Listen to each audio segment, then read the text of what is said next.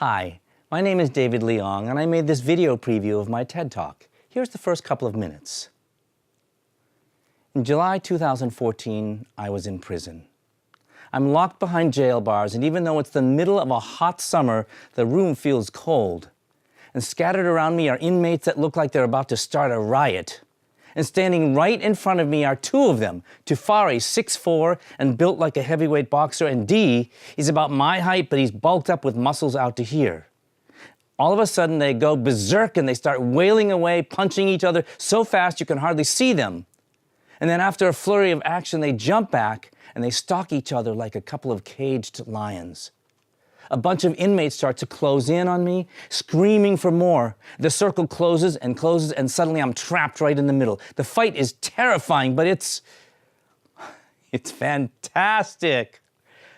You see, I choreographed that fight for a production of Macbeth at the Woodburn Correctional Facility in upstate New York. It was part of a drama program called Rehabilitation Through the Arts, designed to give inmates life skills they can use on the outside. Now first, just for the record, I'm not an inmate. I'm a fight choreographer for theater. Over the next few minutes, you'll learn two tools to help you overcome the obstacles to collaboration.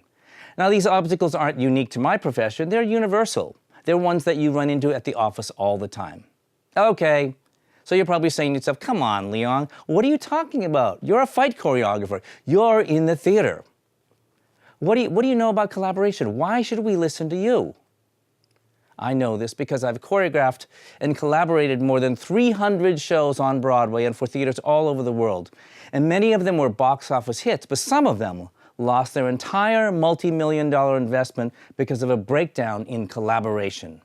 And as a professor of over 30 years at 4 major research universities, I've seen countless teachers denied tenure because of their inability to work with others. And the company I own helps people in business, science, education, and healthcare communicate their ideas in a clear and cohesive way. Do you know that some companies spend between 20 and 28 hours a week in meetings, conference calls, and group emails? They think you're supposed to collaborate on everything. Well, the average cost of a Broadway show is between $3 and $6 million for a play and between $12 and $15 for a musical. And if we wasted those kinds of hours in rehearsal, we'd go bankrupt before our show even opened. There's no question that collaboration is now seen as key to organizational success. But if the benefits are as great as they say they are, why does it take so long to get so little done? Okay. Raise your hand if you've ever gone to a meeting and left wondering what the meeting was even about. Now raise your other hand if you've ever collaborated on a project that was filled with conflict because there were too many creative differences. Now clap your hands if you ever wanted to tell senior management where they could stick their long-ass group meetings. When it works well, collaboration is really inspiring. New ideas are discovered and everyone's excited and you just feel inspired. But when it doesn't, the process spins out of control and you go back to your silos thinking, what a waste of time. There's no way this project is going to work out. Sometimes your disagreements result in minor little squabbles, but at other times they split your group into fighting factions. And it's not that collaboration is bad, it's that the process of collaborating is bad. So how do you make it good? How do you keep collaborating when creative differences threaten to derail the process?